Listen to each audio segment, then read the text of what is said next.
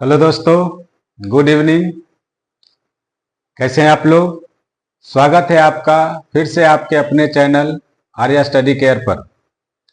तो दोस्तों, हम लोगों का क्लास लगातार चल रहा है और इस क्लास में हम लोग क्लास 10th का साइंस का हमारा पर्यावरण चैप्टर पढ़ रहे हैं और इस चैप्टर का पढ़ाई करते करते हम लोग इस चैप्टर के लेक्चर नंबर 4 तक आ पहुंचे हैं और आज के इस लेक्चर में हम लोग आहार श्रृंखला, आहार जाल और पोषी स्तर को समझने की कोशिश करेंगे।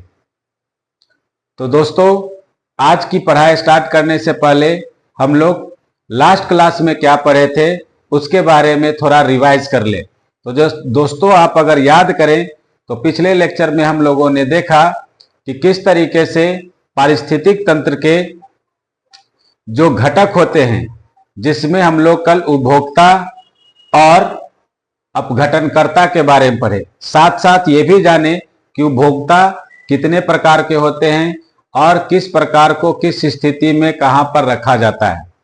तो उन सारे बातों को माइंड में रिवाइज करते हुए आज हम लोग अपने नए टॉपिक जिसका नाम है आहार श्रृंखला और आहार जाल, उसका शुरुआत करते हैं। तो दोस्तों, फिर से वही गुजारिश और रिक्वेस्ट है कि आप जब भी यह वीडियो देखने की कोशिश करें, ध्यान से देखें, समझें और जो कुछ भी डाउट होता है वह हमें तक कमेंट के माध्यम से पहुंचाएं। तो दोस्तों, आहार श्रृंखला की बात अगर हम लोग करें तो बचपन से हम लोग सुनते आए हैं कि आहार का मतलब भोजन से रिलेटेड होता है और श्रृंखला का मतलब एक सीरीज जिसमें कोई चीज एक के बाद एक दूसरे से कनेक्टेड होते हैं, जुड़े होते हैं। तो यहाँ जो हम लोग आहार श्रृंखला पढ़ने जा रहे हैं, इसमें जीव जो होते हैं, कई प्रकार के जीव एक निश्चित जुड़ाव से एक दूसरे से जुड़े रहते हैं और किस आधार के लिए जुड़े रहते हैं, तो वो उनका भोजन ही आधार बनता है। और इस आहार श्रृंखला को आप जो दूसरे नाम से जानते हैं उसे फूड चेन के नाम से भी जाना जाता है। और अगर हम लोग कहें कि आहार श्रृंखला क्या है, तो इसे परिभाषित करने के लिए अपने वही पुराने कंसेप्ट को, जिसे अभी हम लोगों ने डिस्कस किया कि आहार का मतलब भोजन, श्रृंखला का मतलब जुड़ाव, जो एक दूसरे से क्रमबद्ध जुड़े रहते हैं। इन्हीं चीजों को व्यवस्थित करके हम लोगों ने एक परिभाषा बनाने की कोशिश किया है, जिससे आप आहार श्रृंखला को परिभाषित कर सकते हैं, डिफाइन कर सकते हैं। आइए देखते हैं कि आहार श्रृंखला को कैसे परिभाषित करते हैं, या इसी से रिलेटेड सवाल कर देगा आपको कि आहार श्रृंखला से आप क्या समझते हैं। आहार श्रृंखला को परिभाषित करें, आहार श्रृंखला के उदाहरण दें। तो दोस्तों, आहार श्रृंखला को हम लोग कहते हैं कि किसी श्रृंखलाबद्ध तरीके से एक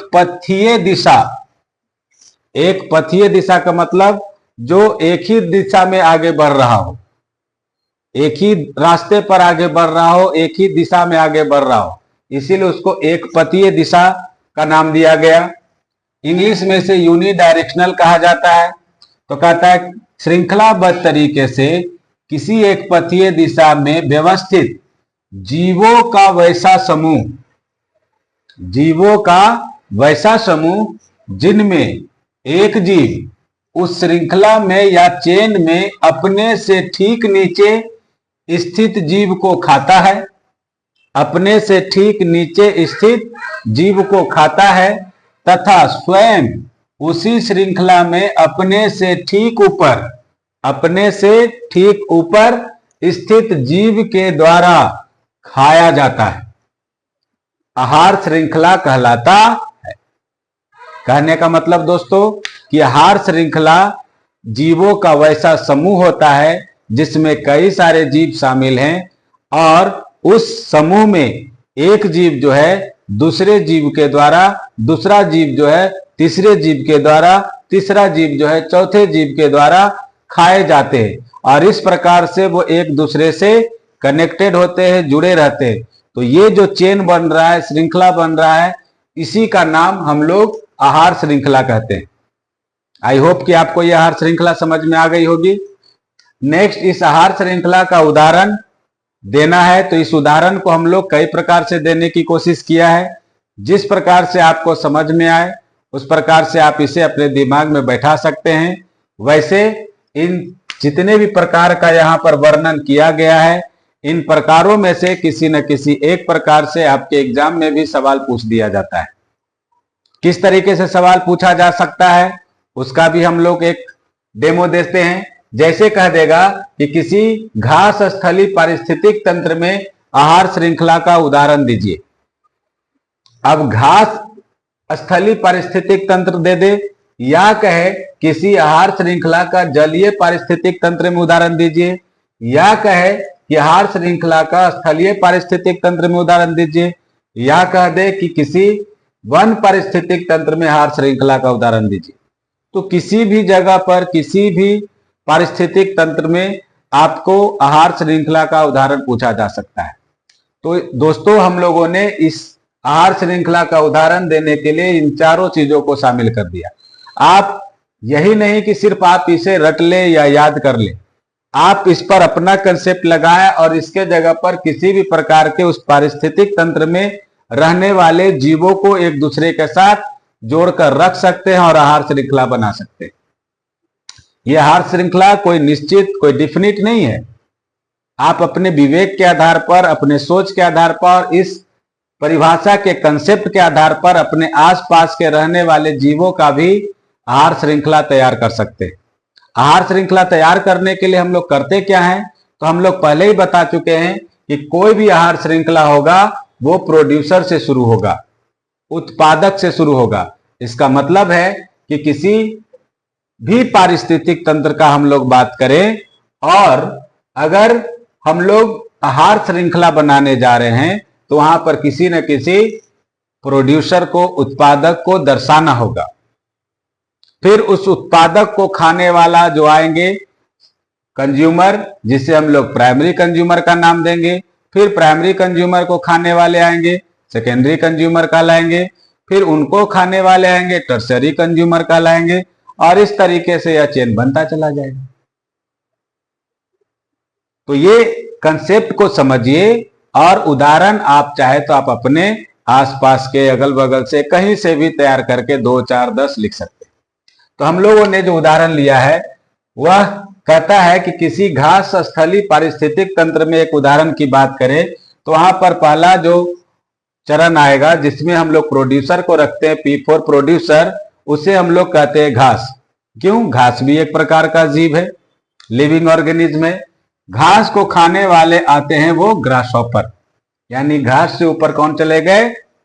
ग्रासहॉपर, जो घास को क्या किए? खा गए। अब ग्रासहॉपर के ठीक ऊपर आते हैं मेढक।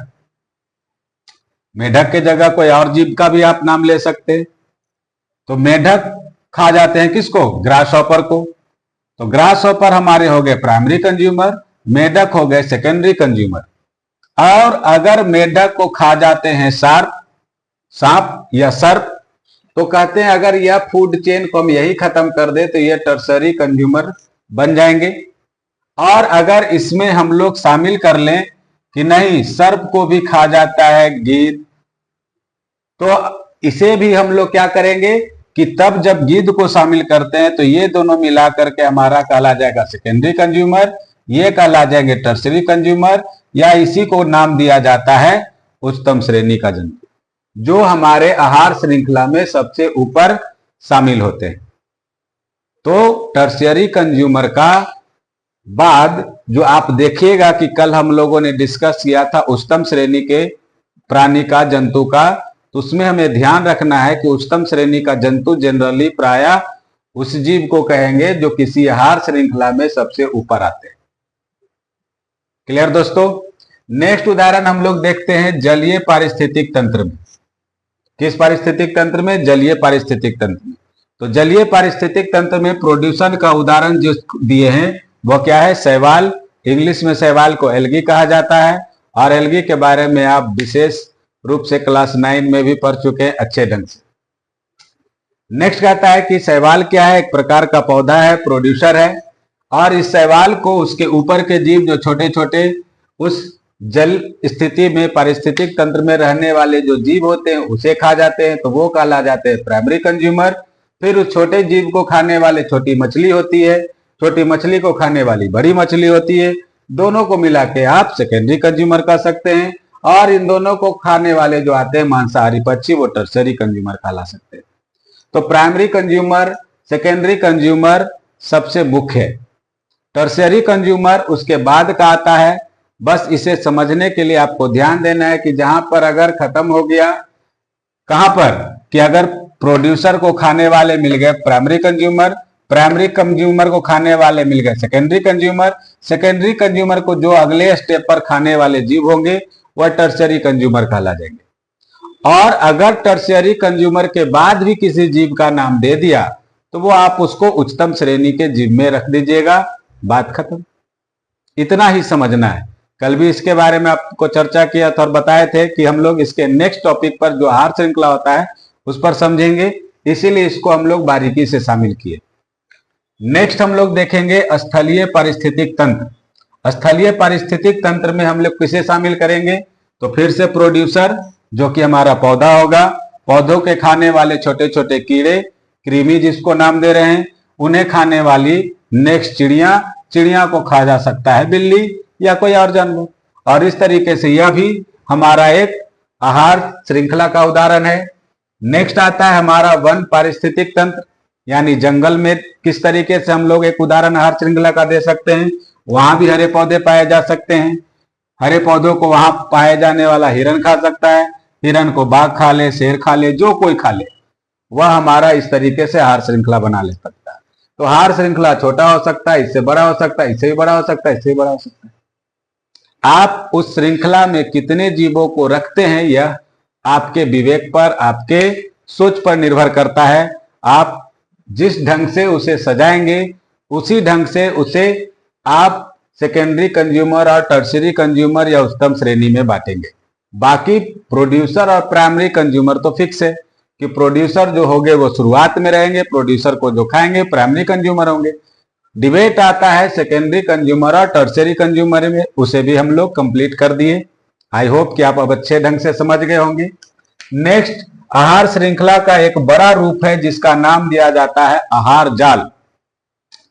जाल से आपको पता चल रहा है कि जाल किसी न किसी तरह का नेटवर्क होता है जिसमें कई सारे नेट्स मौजूद होते हैं। और इसी आहार जाल को इंग्लिश में कहा जाता है फूड वेब। क्या कहा जाता है साथियों? Food web. आहार जाल या फूड वेब। आहार जाल या फूड वेब क्या होगा?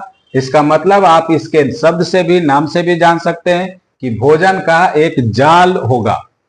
भोजन का क्या होगा? एक जाल होगा। इसी के आधार पर इसे भी परिभाषित किए हैं कि आहार जाल होता क्या है। तो इसे परिभाषित करने के लिए फिर से हम लोग इसके डिफिनेशन में आते हैं, इसके कैरेक्टरिस्टिक के आधार पर, कि किसी भी पारिस्थितिक तंत्र में कई सारे आहार श्रृंखलाएं आपस में मिल जाते हैं। क्योंकि किसी भी पारिस्थितिक तंत्र में एक साथ कई सारी घटनाएं होते रहती हैं, तो ये सारी आहार श्रृंखलाओं के घटनाएं जो आपस में एक साथ मिल जाती हैं और आपस में आरे तिरछे जुड़कर एक जाल जैसी संरचना का निर्माण कर लेती है, एक जाल जैसा नेटवर्क बना लेता है, तब इसी जाल जैसे आहार के नेटवर्क को हम लोग आहार जाल कहते हैं। या इस तरह के आहार जाल के नेटवर्क को हम लोग, या आहार के नेटवर्क को हम लोग आहार जाल के नाम से जानते हैं। जैसे चाहे आप इसको समझा सकते हैं, बता सकते हैं। कंसेप्ट ये कहता है कि आहार जाल बताने के लिए आपको बताना होगा कि आहार जाल आहार श्रृंखलाओं का एक व्यवस्थित समूह है जो कई दिशाओं में फैले होते हैं। आमतौर पर आप इसको समझना चाहे तो सीधे कह सकते हैं किसी आहार जाल में कई प्रकार की आहार श्रृंखलाएं एक साथ मौजूद होती है। दूसरे शब्दों में आप बताना चाहें तो कहेंगे कि किसी भी पारिस्थितिक तंत्र में कई सारे आहार श्रृंखला एक साथ मिलकर के एक जाल जैसी संरचना बनाती है और इसी जाल जैसी संरचना को हम लोग आहार जाल के नाम से जानते हैं। आई होप कि इतने तरीकों से आपको किसी न किसी एक तरीका से समझ में जरूर आया होगा। इसी को उदाहरण के लिए हम लोग एक यहां पर छोटा सा डायग्राम बनाने की कोशिश किया है, जिसमें हम लोग कहते हैं कि अगर आहार जाल बात कर रहे हैं तो आहार जाल में जो ऊर्जा का प्रवाह होगा वह कई पथ के द्वारा होता है, यानी कई रास्ते से होता है। जबकि हम लोग आहार श्रृंखला में देखे थे कि ऊर्जा का प्रवाह जो होता है वह एक पथीय दिशा में होता है। दोनों में अंतर समझने की कोशिश कीजिएगा कि अगर आहार श्रृंखला की बात करेगा तो इसमें ऊर्जा का प्रवाह यूनिडायरेक्शनल, एक पथीय दिशा, यूनिडायरेक्शनल। जब हम लोग कहेंगे कि आहार श्रृंखला में ऊर्जा का प्रवाह कैसा होता है तो कहेंगे यूनिडायरेक्शनल या एक पथीय दिशा में। जबकि अगर आपसे पूछ ले कि आहार जाल में ऊर्जा का प्रवाह कैसे होता है तो ऊर्जा का प्रवाह के लिए कई पथ होते हैं। क्यों? क्योंकि इसमें कई सारे आहार श्रृंखलाएं शामिल होते हैं। तो साथियों, आप गिनने की कोशिश कीजिएगा, एक हमने आहार जाल बनाया है और इस आहार जाल में कितने आहार श्रृंखलाएं हैं आप काउंट करके कमेंट बॉक्स में नाम दे सकते हैं। सबसे पहले कि कोई भी आहार श्रृंखला बनाते हैं तो हम लोग प्रोड्यूसर को रखते हैं, तो हम लोगों ने पौधे को रख दिया जो प्रोड्यूसर है। अब स्थिति की बात करें कि एक समय ऐसा है जिस समय पौधे को ग्रास हॉपर खाते हैं, फिर वो स्थिति आती है जिस समय पौधे को खरगोश खा लेते हैं, फिर एक स्थिति आती है कि पौधे या पौधे के द्वारा दिए गए भाग को चूहा खा लेता है। क्लियर है साथियों? अब इन्हीं स्थिति को और आगे बढ़ाते हैं कि ग्रास हॉपर को गिरगिट मिल गए तो गिरगिट ग्रास हॉपर को खा लिया, गिरगिट को बाज खा लिया, यहां से एक बन गए हमारे आहार श्रृंखला। नेक्स्ट कहते हैं कि अगर पौधे को खरगोश खा रहा है तो खरगोश को बाज खा ले रहा है, ये हमारा दूसरा आहार श्रृंखला बन गया। तीसरा कहते हैं कि पौधे या पौधे के भाग को चूहा खा रहा है, चूहा को सांप खा रहा है, सांप को बाज खा रहा है, ये हमारा तीसरा बन गया। अब अगर हम लोग बात करें कि इसमें से सांप हट गया, पौधे या पौधे के भाग को चूहा खाया और चूहे को बाज ने खा लिया, तो पौधे, चूहा और बाज मिलकर के एक छोटी सी अलग आहार श्रृंखला बना लेते हैं।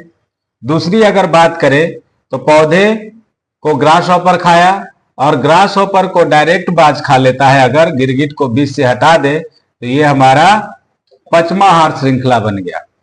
तो आप आहार श्रृंखला कैसे बनाते हैं, किस रूप में बनाते हैं, वह स्थितियों पर निर्भर करता है कि आप उसको कैसे दर्शाते हैं। लेकिन किसी आहार श्रृंखला को दर्शाने के लिए आप एक टर्म है, याद रख लीजिएगा, जिसे कहता है पहले आपको प्रोड्यूसर रखना है, फिर प्राइमरी कंज्यूमर रखना है, फिर सेकेंडरी कंज्यूमर रखना है, फिर आपको टर्शियरी कंज्यूमर रखना है, और इन सब के बाद अगर आप किसी को शामिल कर रहे हैं तो वो उच्चतम श्रेणी के, हायर क्लास, हायर ऑर्डर के जीव होंगे, जिसको हम लोग कह रहे हैं उच्चतम श्रेणी के जीव, उच्चतम श्रेणी के जीव। क्लियर है साथियों? आई होप को कि ये आपको ये सारे टॉपिक समझ में आया हो। किसी भी तरह का कोई दिक्कत या डाउट हो तो कमेंट बॉक्स आपके लिए खुला है, आप अपने डाउट या कमेंट को आप उसमें शामिल कर सकते हैं। अगर आप चाहते हैं इसमें किसी तरह का सजेशन देना, आप वो भी शामिल कर सकते हैं। क्लियर साथियों? तो अब हम लोग बढ़ेंगे अपने नेक्स्ट टॉपिक, जिसका नाम है पोषी स्तर। तो साथियों, जो हमारा टॉपिक आया वो है पोषी स्तर। पोषी स्तर इसका नाम इसीलिए दिया क्योंकि आहार श्रृंखला में प्रत्येक लेवल पर, स्तर पर जीवों का पोषण होता है। आहार श्रृंखला में प्रत्येक लेवल पर, प्रत्येक चरण में, प्रत्येक स्तर पर उस जीव को पोषण प्राप्त होता है। इसीलिए इस लेयर को, लेवल को हम लोग पोषी स्तर का नाम देते हैं। पोषी स्तर को डिफाइन कैसे करेंगे? तो साथियों, चूंकि पोषी स्तर भी किससे जुड़ा हुआ है? आहार श्रृंखला से। तो कहता है आहार श्रृंखला का हर वो स्तर या लेवल या स्टेज, हर वो लेवल, स्तर या स्टेज जहां से भोजन या ऊर्जा का स्थानांतरण, जहां से भोजन या ऊर्जा का स्थानांतरण दूसरे स्तर लेवल या स्टेज में होता है, वह प्रत्येक स्टेज या स्तर पोषी स्तर कहलाता है। यह हमारा पोषी स्तर का एक छोटा सा डिफिनेशन है। अगर समझने की बात किया जाए तो इसे हम लोग डायग्राम के द्वारा समझ सकते हैं कि यह हमारा क्या है, एक पोषी स्तर को समझाने के लिए बनाया गया पिरामिड है, जिसमें हम लोगों ने एक आहार श्रृंखला को शामिल किया है। उस आहार श्रृंखला में हमारे उत्पादक हैं, शाकाहारी हैं, मांसाहारी भी हैं और उनको ऊपर खाने वाले उच्चतम श्रेणी के मांसाहारी या जीव हैं। तो कह सकते हैं कि इसे हम लोगों ने कितने लेवल में बांटा है, 1 2 3 4, मतलब कि इसे हम लोगों ने 4 स्तरों में बांटा है। तब हम लोग इसको कह सकते हैं प्रथम पोषी स्तर, इसे कह सकते हैं द्वितीय पोषी स्तर, इसे कह सकते हैं तृतीय पोषी स्तर और ये हमारा हो जाता है चतुर्थ पोषी स्तर या चौथा पोषी स्तर। कैसे देखेंगे तो हम लोग पढ़ चुके हैं कि उत्पादक को खाने वाला हमारा कौन, उत्पादक को खाने वाला हमारा शाकाहारी। तो पहले लेवल को खा लेता है कौन, दूसरे लेवल पर रहने वाले जीव, फिर दूसरे लेवल को पर रहने वाले जीव को तीसरे लेवल पर रहने वाले जीव खाते हैं, तीसरे लेवल पर रहने वाले जीव को चौथे लेवल के जीव खाते हैं और इस तरीके से यह आहार श्रृंखला बनती रहती है। तो ये पोषी स्तर कहने का मतलब क्या हुआ कि ये सारा जो हमारा लेवल है, जिस स्तर पर यहाँ इस स्तर पर भी बहुत सारे जीव होंगे तो ये हमारा स्तर पोषी स्तर कहलाएगा। इस स्तर पर भी हमारे बहुत सारे जीव होते हैं, ये भी हमारे पोषी स्तर कहलाते हैं। इस स्तर पर भी हमारे बहुत सारे जीव हैं, ये भी पोषी स्तर कहलाएंगे। इस स्तर पर भी बहुत सारे जीव हैं जहां पर उन्हें पोषण की जरूरत होती है और पोषण मिलता है। तो आहार श्रृंखला में प्रत्येक स्तर पर जीवों को कहीं न कहीं से पोषण मिलता है। तो आहार श्रृंखला का वो प्रत्येक स्तर जहां पर कोई जीव जो है वो किसी न किसी से अपना भोजन, ऊर्जा या पोषण प्राप्त करता है, तो वो प्रत्येक स्तर को ही हम लोग पोषी स्तर कहते हैं। तो इस चित्र में आप कितने पोषी स्तर देख रहे हैं, 1 पोषी स्तर, 2 पोषी स्तर, 3 पोषी स्तर, 4 पोषी स्तर। पहला पोषी स्तर में आपने उत्पादक को देखा, दूसरे पोषी स्तर में आपने शाकाहारी को देखा, तीसरे पोषी स्तर में आपने मांसाहारी को देखा और चौथे पोषी स्तर में आपने इस मांसाहारी को खाने वाले जो जीव आएंगे उन्हें देखेंगे। क्लियर है साथियों? तो पोषी स्तर में कुछ ज्यादा पढ़ने का होता नहीं है, बस उसके लेवल को, स्टेज को समझना होता है। जो आहार श्रृंखला में हम लोग इस तरीके से श्रृंखलाबद्ध तरीके से, जालबद्ध तरीके से आहार जाल में देखे थे, उसे हम लोग समझने के लिए लेवल बना करके समझते हैं। तब हम लोग कह सकते हैं कि वो एक स्टेज है, लेवल है, स्तर। तो साथियों, इसमें नेक्स्ट टॉपिक कहता है कि पोषी स्तर में एक पॉइंट है कि यह जो पोषी स्तर होते हैं भिन्न भिन्न पारिस्थितिक तंत्र में, भिन्न भिन्न पारिस्थितिक तंत्र में कई सारे पोषी स्तर हो सकते हैं। मतलब किस पारिस्थितिक तंत्र में कितना पोषी स्तर होंगे या कोई सीमित नहीं है। किसी अलग पारिस्थितिक तंत्र में कई सारे पोषी स्तर हो सकते हैं, किसी में कम हो सकते हैं, किसी में ज्यादा हो सकते हैं और एक साथ कई सारे पोषी स्तर हो सकते हैं। नेक्स्ट कहता है कि एक पोषी स्तर से दूसरे पोषी स्तर पर जाने से कुछ ऊर्जा की कमी होती है। यानी यहाँ पर जितना मात्रा में ऊर्जा है, अगर यहाँ पहला स्टेज से दूसरे स्टेज में जाते हैं तो जितना मात्रा में यहाँ ऊर्जा मौजूद है, इसका कुछ ही भाग यहाँ तक पहुंचेगा। कहने का मतलब कि कुछ ऊर्जा का भाग यह उत्पादक स्वयं इस्तेमाल करेगा, फिर उसका बचा हुआ भाग शाकाहारी तक पहुंचेगा, फिर शाकाहारी में पहुंचने के बाद जितना भी ऊर्जा है उसमें कुछ ऊर्जा का इस्तेमाल यह शाकाहारी भी करेगा, अपने पोषण के लिए करेगा, फिर वो बचा हुआ भाग मांसाहारी में पहुंचता है, फिर मांसाहारी भी सेम प्रोसेस करेगा कि उस ऊर्जा का कुछ इस्तेमाल खुद के लिए करेगा और जितना बच जाएगा वो आगे के स्तर के लिए काम आ जाता है। इसका मतलब है कि प्रत्येक पोषी स्तर में एक स्तर से दूसरे स्तर जाने में ऊर्जा की कमी होती है और इसके कारण, इसके फलस्वरूप आहार श्रृंखला में पोषी स्तरों की संख्या धीरे धीरे आगे चल करके क्या हो जाएगी, सीमित हो जाएगी, रुक जाएगी। क्लियर है साथियों? आई होप कि आपको यह पोषी स्तर, आहार जाल, आहार श्रृंखला आज का टॉपिक अच्छे ढंग से समझ में आ गई होगी। फिर भी आपके मन में कोई डाउट होगा, कमेंट बॉक्स आपके लिए खुला है, आप अपने डाउट्स को, सजेशन को उस कमेंट बॉक्स में दे सकते हैं।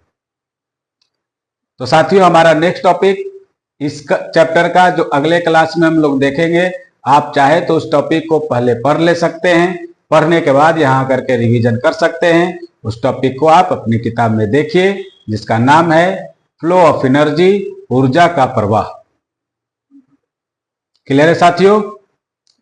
और आगे बढ़ना चाहेंगे तो आप जैव आवर्धन पढ़ सकते हैं, बायोमैग्निफिकेशन पढ़ सकते हैं। पढ़िए, जितनी बार पढ़िए, पढ़ करके आइए, यहां रिवीजन कीजिए, समझिए। क्लियर है साथियों? तब तक के लिए धन्यवाद। मिलते हैं अपने नए वीडियो के साथ। आप पढ़ते रहें, मस्त रहें, एंजॉय करें।